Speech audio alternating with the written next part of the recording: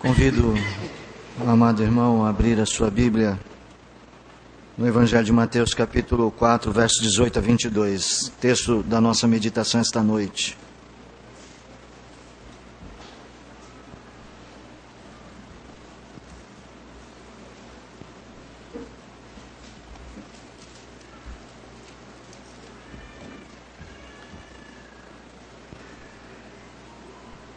O amor de Jesus Cristo nos conquista.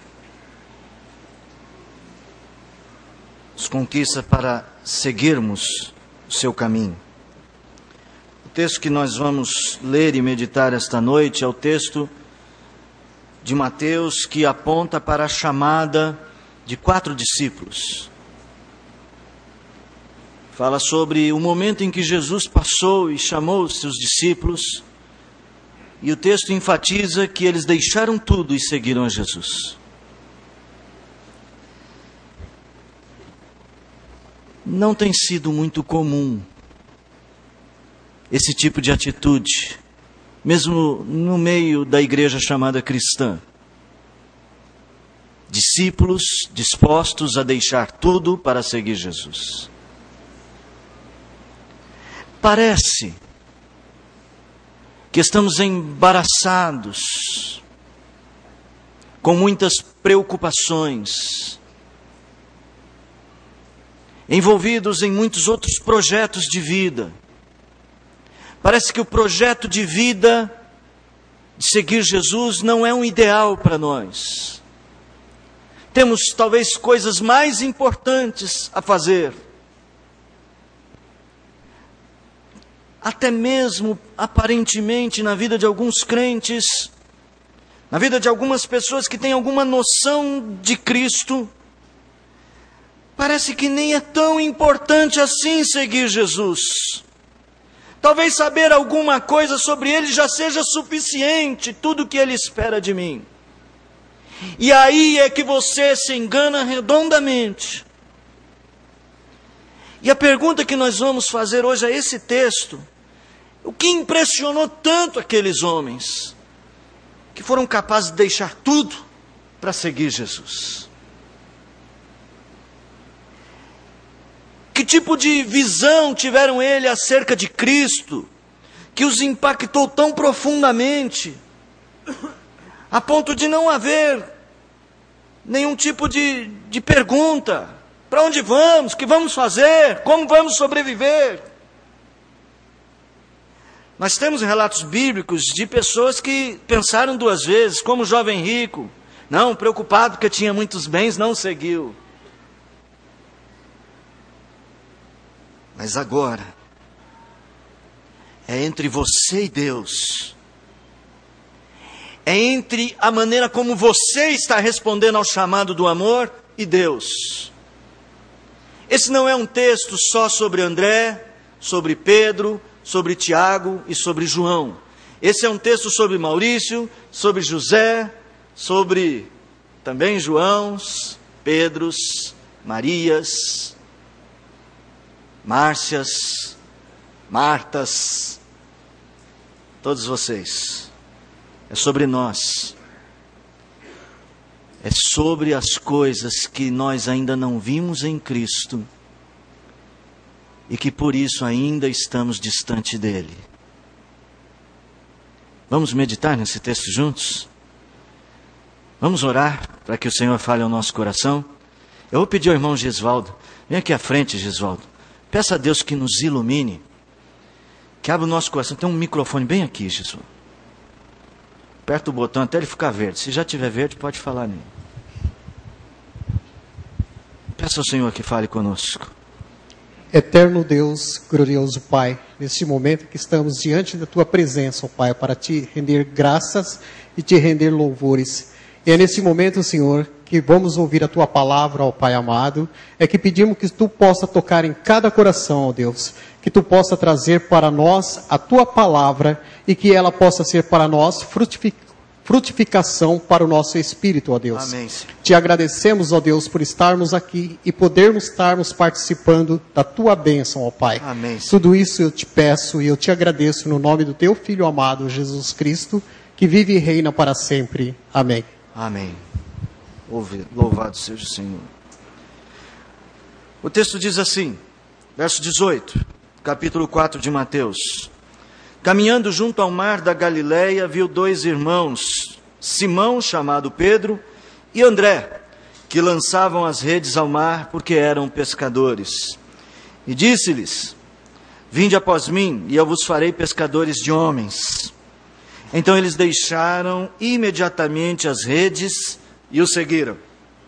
Passando adiante, viu outros 2 irmãos, Tiago, filho de Zebedeu, e João, seu irmão, que estavam no barco em companhia de seu pai, consertando as redes, e chamou-os. Então eles, no mesmo instante, deixando o barco a seu pai, o seguiram.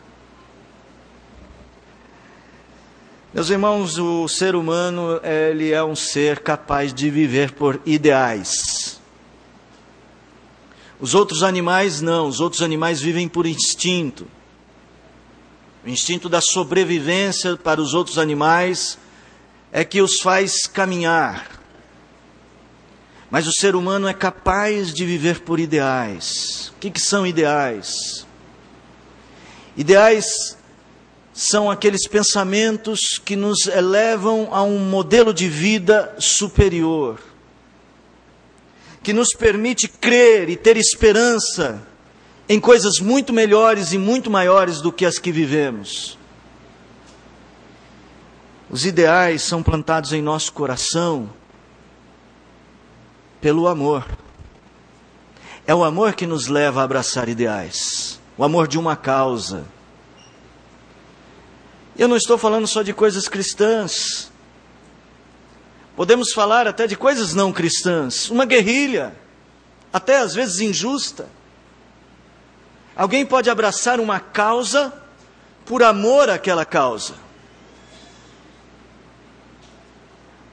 Meus irmãos, a falta de ideais de vida cristã, talvez esteja matando o nosso comprometimento com o reino de Deus. Nós estamos enxergando as coisas da fé de uma maneira muito superficial, muito imediatista, muito pontual. O culto é um momento de fé. A oração do almoço é um momento de fé. Mas a nossa fé extrapola os momentos. A nossa fé é um ideal de vida, de entrega e comprometimento com o nosso Senhor. Porque segundo a palavra do nosso Senhor, todas as coisas passarão, mas a sua palavra não passará. Se existem ideais que devemos buscar, esses ideais são as coisas eternas que Deus nos prometeu em Cristo Jesus. E o modo de vida comprometido com este ideal de eternidade. E para que você viva por esse ideal, você precisa amar. Nós, para amarmos as coisas, precisamos ser inspirados por elas. Tem uma frase do mundo corporativo assim: pessoas motivam pessoas. E eu vou mudar a dizer: pessoas inspiram pessoas. Quando nós olhamos para uma pessoa comprometida, dedicada, quando olhamos para uma vida de entrega ao Senhor, nós também sentimos vontade de entrega. Eu acredito que foi isso que aconteceu com André, foi isso que aconteceu com Pedro, foi isso que aconteceu com Tiago, foi isso que aconteceu com João. Eles viram Jesus. A pessoa de Jesus os inspirou. Tudo mudou para eles. E o texto diz: imediatamente, no mesmo instante, tudo mudou. Mateus selecionou o chamado desses 2 discípulos porque Mateus quer nos ensinar algo sobre o compromisso com Deus. A pergunta que nós fizemos no início é: o que eles viram em Jesus que talvez eu ainda não tenha visto? O que eles perceberam no amor em Cristo que eu ainda não percebi, que eles fizeram algo tão drástico? Só para incentivar você a perceber esta como foi drástico. Eu fico espantado com o relato, principalmente de Tiago e de João. Eles estavam do lado do Pai. Diz assim, chamou os dois e eles deixaram tudo, inclusive o Pai. Isso não é drástico? Isso é drástico. Que os motivou. Olhando para esse texto, eu quero selecionar aqui, num bom sermão presbiteriano, 3 aspectos que eles viram em Cristo, e certamente eles viram muitos outros mais. Olhando para esse texto, eu percebo que o chamado contagiante de Cristo revelou o amor de Cristo para eles, no fato de que Jesus Cristo não os chamou como uma massa de manobra, mas os chamou a viver uma relação pessoal com Cristo. Jesus Cristo não nos conclamou, vem aqui para esse grupo de pessoas, não. Ele chamou você pessoalmente. Foi isso que aconteceu. Certamente não havia só esses homens ali à beira do mar da Galileia. Muitos outros pescadores estavam ali com seus barcos e muitos estavam fazendo as mesmas coisas que eles estavam fazendo. Mas o texto nos diz assim, caminhando junto ao mar da Galileia, viu 2 irmãos. E mais à frente, passando adiante, viu outros 2 irmãos. Quando Mateus coloca o verbo ver, ele coloca o verbo ver num sentido não só ele bateu os olhos e viu 2 pessoas, mas ele repousou o olhar sobre aqueles homens. É como o rapaz, deixa eu usar um exemplo só para você identificar. Está aqui o André. O André é sua namorada. E está lá várias moças e vários rapazes, mas o André viu. Ele repousou o olhar, não conseguiu tirar mais o olhar. Deu para entender? Ele percebeu no meio daquele grupo de homens, e certamente havia tantos outros, ele os percebeu. Ele não só bateu o olho neles, ele repousou o olhar sobre eles. Irmão, você está perdendo a dimensão de que quando Jesus Cristo te chamou para este caminho, te chamou para esta fé, Ele estava interessado em você pessoalmente. Ele não estava ajuntando um grupo de pessoas somente, Ele estava chamando você pessoalmente. É de suma importância que você perceba que o amor de Jesus Cristo é pessoal. O texto bíblico, João, nos informa assim, que o bom pastor conhece as suas ovelhas e as chama pelo nome. Você já parou para pensar nisso? Que quando você está orando, e você diz, Senhor, meu Deus, o Senhor ouve a sua oração e fala, pode falar, Maurício, pode falar, Guilherme, pode falar, Paulo, pode falar, Vitor, eu estou ouvindo você. Que o relacionamento que Deus propõe a nós a partir da cruz de Cristo motivou André, porque certamente a hora que o Senhor os chamou, André cruzou os olhares com Cristo, Pedro cruzou os olhares com Cristo e viu que o Senhor o chamava pessoalmente. Não à toa, a maneira como o Senhor ilustra e garante a nossa salvação é que o nosso nome foi escrito no livro da vida. Deus não escreve no livro da vida o nome da Igreja Presbiteriana de Vila Formosa. Está aqui os membros da Igreja Presbiteriana de Vila Formosa. Não, ele escreve Antônio. Ele escreve Eric. Ele escreve Gabriel. Ele escreve Karen. E graças a Deus ele escreveu Maurício também. O Senhor te ama pessoalmente. Este amor pessoal deveria transformar seu coração e fazer da caminhada com esse Cristo um ideal para você. Eu quero ir adiante. Outra característica que eles viram em Jesus Cristo. Quando você olha o texto, ele diz assim, que ele viu dois irmãos, Simão, chamado Pedro, e André. E o texto diz que lançavam as redes, porque eram pescadores. E mais à frente, o verso 21, diz que também viu Tiago, filho de Zebedeu, e João, seu irmão, que estavam no barco em companhia de seu pai, consertando as redes, e chamou-os. Eles eram pescadores. Eu acredito que Mateus selecionou esses 4 irmãos, ou essa dupla, não sei como dizer isso, essa dupla de irmãos, está certo isso? Que eles não são 4 irmãos, bom, vocês entenderam, chamou esses 4 irmãos, fica assim, tá? Porque eram eles, aquele grupo de discípulos mais significativos, porque eram pescadores. Nós tínhamos coletores, nós tínhamos um político, Simão Zelote, mas esses eram mais significativos, eles representavam de forma muito significativa a Galileia. A Galileia, eles eram pescadores. E o que foi que eles viram nisto? Meu irmão, algo que me impressiona aqui, é que quando Cristo nos chama, Ele não desconsidera aquilo que nós somos.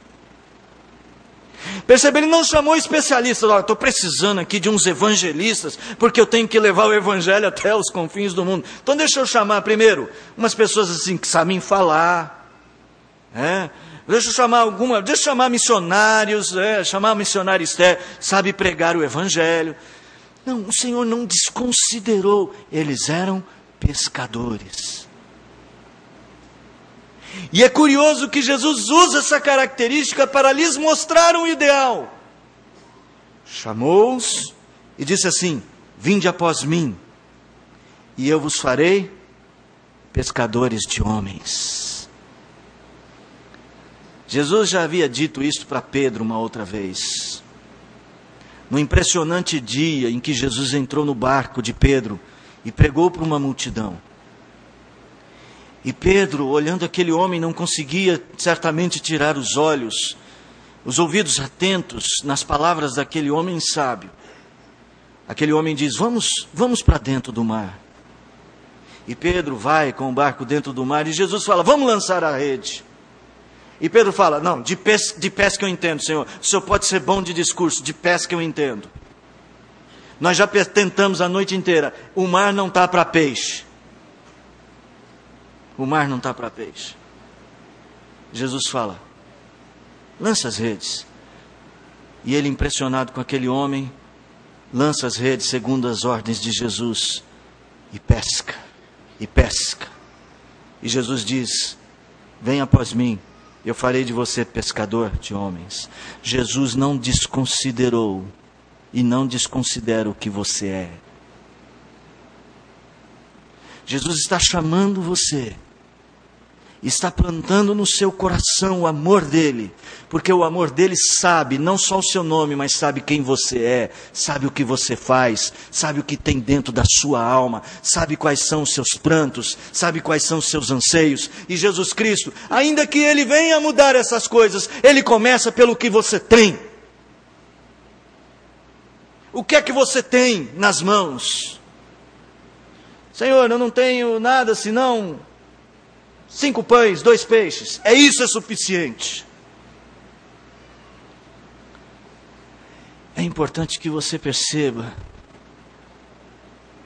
que quando Jesus Cristo nos chamou, Ele sabia quem nós éramos. E isso implica no outro lado. Sabia que éramos pecadores, que não amávamos o caminho, que tínhamos idolatrias no nosso coração que nos afastavam do Senhor, que não sabíamos lidar com as pessoas, que não sabemos perdoar, mas nos chamou. Quando André, Pedro, Tiago e João viram aquele homem lhes chamar para serem pescadores de homens, eles entenderam a mensagem. Porque Jesus fala na língua que você entende. Jesus fala com você. O meu amado irmão, Não existe ninguém neste mundo,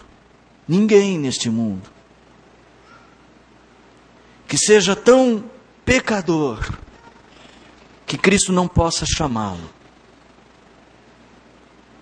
E não existe ninguém neste mundo que tenha errado tanto que Cristo não possa transformá-lo para ele acertar. Que ainda que Jesus venha mudar aquilo que você é, Ele não despreza o que você é. Ainda que Ele venha transformar você e as suas circunstâncias, é no que você é e nas suas circunstâncias que Ele veio te buscar. Você não precisa ter medo deste chamado. É por isso que é fácil deixar tudo. Porque o amor de Jesus Cristo se revela também assim, quando Ele respeita quem nós somos e nos transforma. Eu fico me imaginando se Jesus Cristo estivesse entre nós aqui, passasse lá no seu serviço, e você estivesse lá fazendo alguma coisa muito importante. Estou no meio de um contrato, de uma grande negociação, Senhor. E Jesus fala, a partir de agora, você vai negociar, ou a palavra negociar nem é boa, mas você vai fechar contratos, pactos com o Senhor, para a salvação de almas. Eu queria saber se você deixaria tudo.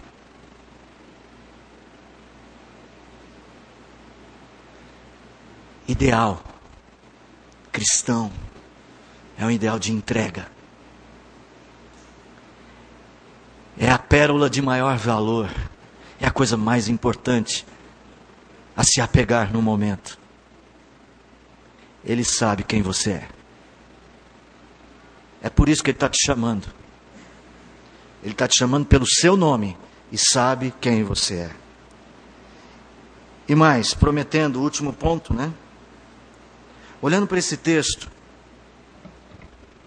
voltando a esse versículo de número 19, e percebendo a ênfase dada no verso 20 e no 22, você vai ver o seguinte, Jesus diz, vinde após mim, vinde após mim. Vinde após mim é, andem comigo. Estou dando passos e vocês dão passos em seguida. Já brincaram com os filhos? De pôr os pés dos filhos nos seus pés e andar assim? Confessa que você já brincou disso. Depois eles ficam grandes. Como é difícil fazer isso. E quando eles crescem do tamanho do Igor, é impossível.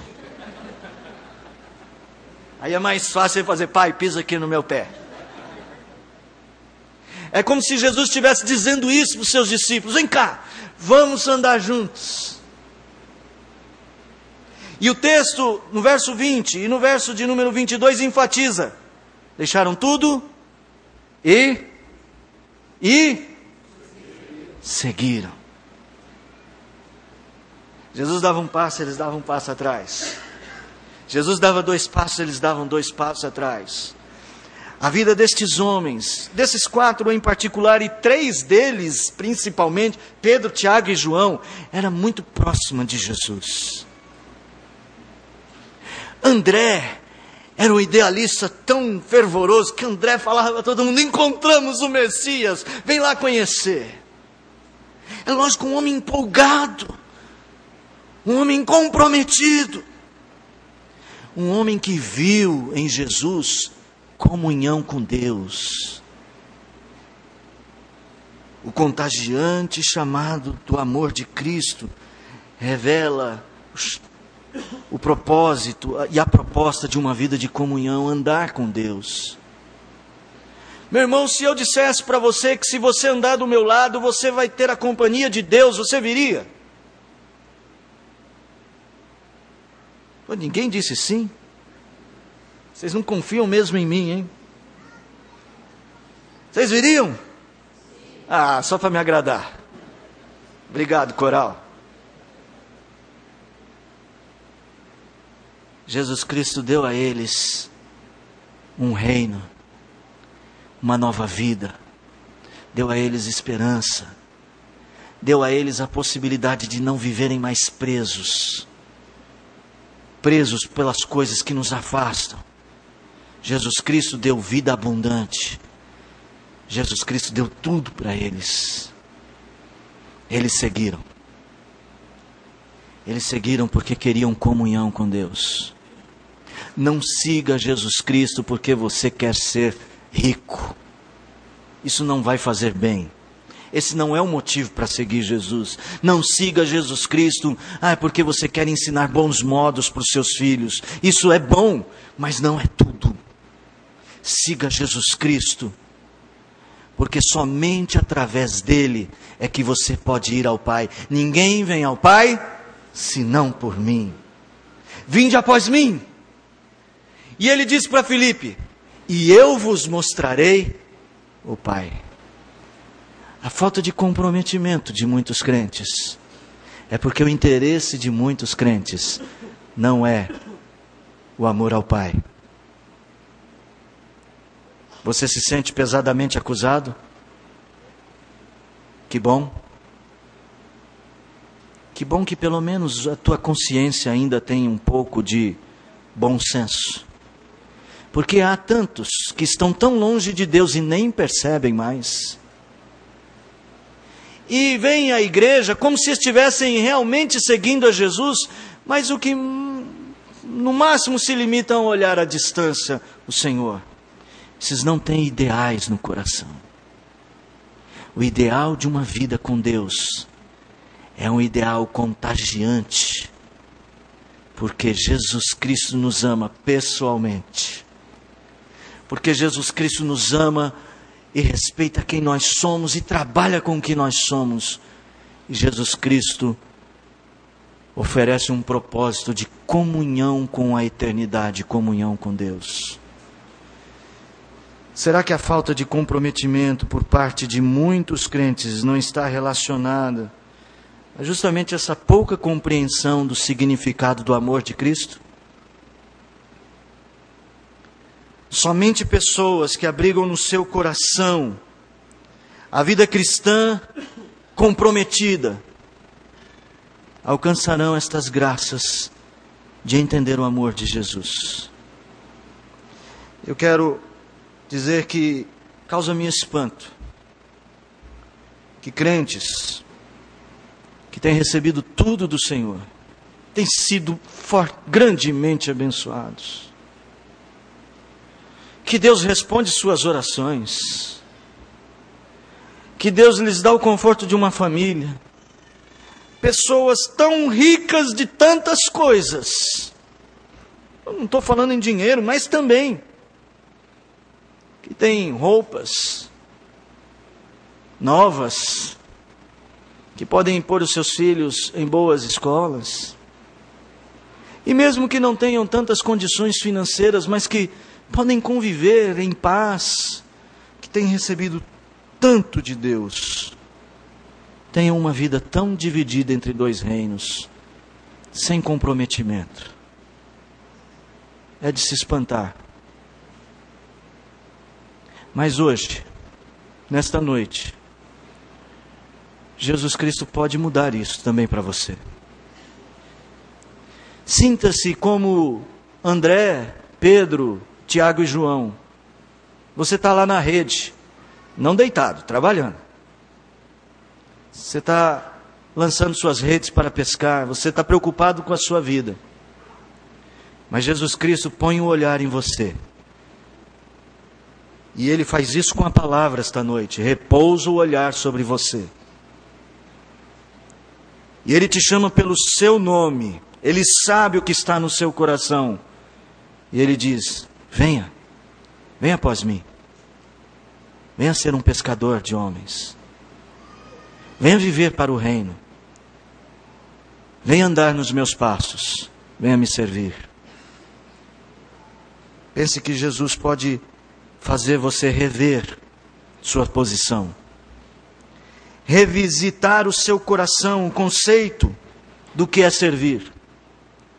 Proponha-se a pensar no quanto amor Jesus já dedicou por você. E ouça a sua voz te chamando. Venha. Esses irmãos que fizeram pública a profissão de fé deram um passo desse tipo. Alguns lutaram.